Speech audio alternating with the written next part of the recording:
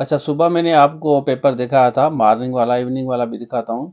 और एक दो चीज़ें मैं आपके साथ शेयर भी करता हूँ, आपको गाइड करता हूँ जिनका पेपर नहीं हुआ। इस वीडियो को आप देखें, दोस्तों के साथ ज़रूर शेयर करें। अच्छा देखें, एक कैंडिडेट ने कहा है कि मैंने टोटल 25 एमसीक्यूज किए हैं, बाकी नहीं आ रहे थे क्योंकि नेगेटिव होते हैं तो मैंने छोड़ दिया।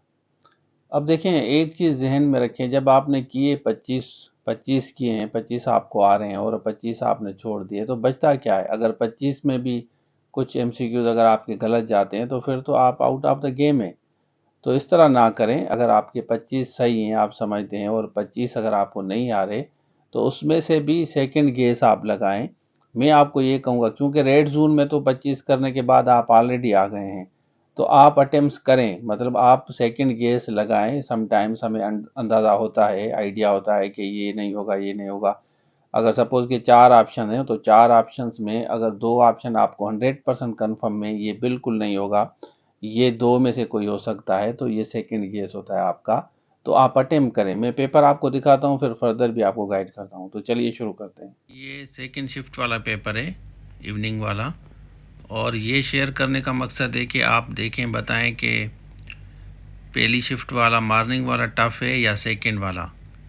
तो ये आप पेपर देखें, इसको आप जूम भी कर सकते हैं यहाँ पे, ठीक है ना। तो यहाँ पे सिविक्स है और इस्लामियात है, देख लें आप। ये पूरा पेपर मैं आपको दिखाता हूँ। ये क्वेश्चंस हैं, ये देखें क्वेश्चंस, तो आपको एक आइडिया हो जाएगा। और ये सेकंड पार्ट है, फर्स्ट पार्ट मैंने दिखाया, ये सेकंड पार्ट थोड़ा सा ब्लर है, लेकिन आप देख लें कि आपको मिला भी होगा।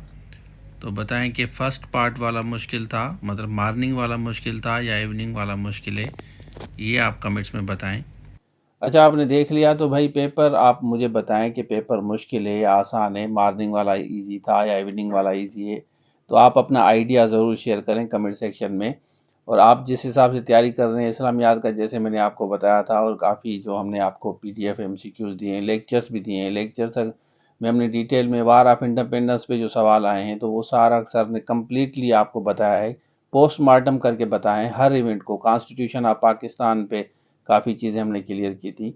तो आप अगर वहाँ से भी क्वेश्चंस आ रहे हैं, हिस्ट्री पे आ रहे हैं, मुगल पे आ रहे हैं, तो अगर आपने लेक्चर्स देखे हैं ऑनेस्टली, और उसके साथ एमसीक्यूज को साथ लेके चले हैं, तो इस्लामियात पाकिस्तान स्टडीज़ वगैरह, इंग्लिश तो बिल्कुल मेरे ख्याल में इजी है, इतनी मुश्किल नहीं है जैसे नरेशन वगैरह आ रही है। तो अगर आपके 25, 26, 27, 28, 30 तक भी सही हैं, 20 अगर नहीं आ रहे, तो सेकंड गेस आप ज़रूर लगाएं, क्वेश्चंस को छोड़ें नहीं, तो इसमें आपको ज़्यादा नुकसान होगा। अब आप मुझे बताएं कि अंदाज़न आपकी नज़र में कौन सा पेपर आसान था और कौन सा पेपर मुश्किल है। अब ये जो पेपर बना रहे हैं ना, तो 3 लाख कैंडिडेट को जहन में रख के बना रहे हैं। पहले वाले जो पेपर हुए थे, जो पोस्टपोन कैंसिल हो गए, वो कंपैरेटिवली आसान थे, ये मेरी अंडरस्टैंडिंग है। अब आप बताएं कि पहले वाले पेपर और अभी जो पेपर हो रहे हैं, कितना फ़र्क है? कमेंट सेक्शन में ज़रूर बताएं। तो ये था आज के लिए। Thank you so much. अल्लाह हाफिज़।